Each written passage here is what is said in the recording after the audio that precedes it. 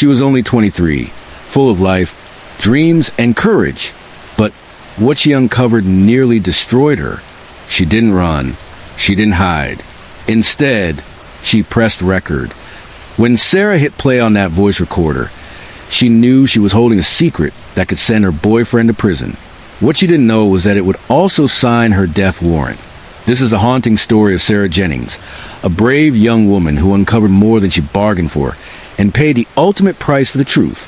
Sarah Jennings was a vibrant, determined woman with a smile that made people feel safe.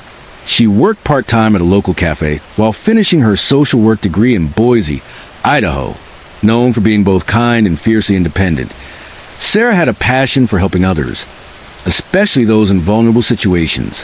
Her boyfriend, Marcus Hale, on the other hand, was a 28-year-old man with a rough past. He had a history of petty theft, but when they met at a local gym, Marcus charmed Sarah with stories of redemption and change. He said he was trying to turn his life around. To most people, they were a strange, lovable pair. Sarah the good-hearted fixer, and Marcus the reformed bad boy. But Sarah would soon discover that Marcus hadn't changed at all. In fact, he was hiding a life much darker than anyone imagined. In the beginning, everything felt like a whirlwind romance. Marcus was attentive, protective, and always present. Maybe a little too present. Within 3 months, Marcus had practically moved into Sarah's apartment. He discouraged her from seeing certain friends. He checked her phone when she wasn't looking.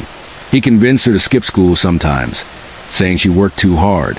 It wasn't until she found a duffel bag full of burner phones that Sarah began to feel something was off. Marcus brushed it off, saying they were from his old job flipping phones, and Sarah, torn between suspicion and loyalty, let it go. But her instincts wouldn't stay quiet for long. One night, Sarah overheard a disturbing phone call. Marcus was in the kitchen, speaking in code, whispering about deliveries and cash drops. She didn't confront him. Instead, she went to the nearest electronics store the next day and bought a small audio recorder. She started planting it around the apartment whenever Marcus had visitors or took calls. What she captured over the next few weeks was horrifying. Conversations about drug shipments, threats made to people who owed Marcus money, even talk of human trafficking, including moving girls across state lines. Sarah realized Marcus was part of a criminal network, and not just a minor player. He was coordinating deals and issuing threats. Sarah confided in her best friend, Lena, and together they created a backup of all the recordings onto a USB drive. Lena urged her to go straight to the police. "You can't sleep next to him anymore. He's dangerous, Sarah." But Sarah hesitated. She was scared. What if Marcus found out? What if the police didn't protect her in time? Still, Sarah began quietly preparing. She applied for a new apartment. She packed a few belongings into boxes she kept at Lena's house. And most importantly, she emailed copies of the recordings to a private email account with a time-stamped note. "If anything happens to me, Marcus Hale is responsible." On the night of April 17th, 2023, Sarah came home late after a shift at the cafe. She looked nervous, according to co-workers, but said she was fine. CCTV footage from a gas station shows her stopping to buy a drink and breath mints. Nothing unusual. But what happened after she got home is still unclear. Around 2:17 a.m., neighbors reported loud arguing coming from her apartment. One neighbor claimed she heard a woman scream, followed by a loud crash.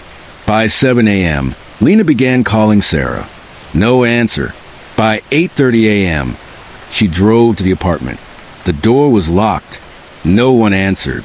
At 9:02 a.m., Lena called 911. When police arrived, they forced their way into the apartment. Sarah was found in the bedroom, strangled to death, with visible bruises on her neck and arms. There were signs of a struggle, a broken lamp, torn bedsheets, and shattered glass. Marcus was gone. So was his car. What he didn't know was that Sarah had left behind not just physical evidence, but digital breadcrumbs, and they would lead straight to him. Investigators found Sarah's USB drive taped underneath her bathroom sink. On it were 17 audio files, each more damning than the last. They also discovered Sarah's email backups, time-stamped and detailed, naming Marcus and outlining his activities. One audio clip captured Marcus saying, If she ever rats, I swear to God, I'll make her disappear. Sarah had built a case file strong enough to make any prosecutor salivate, but it had come at the cost of her life. Marcus Hale went on the run, but he didn't get far. A nationwide alert was issued, and tips began pouring in. He was spotted in Nevada, trying to cross into California using a fake ID. After a brief foot chase near Reno, he was tackled and arrested by U.S. Marshals.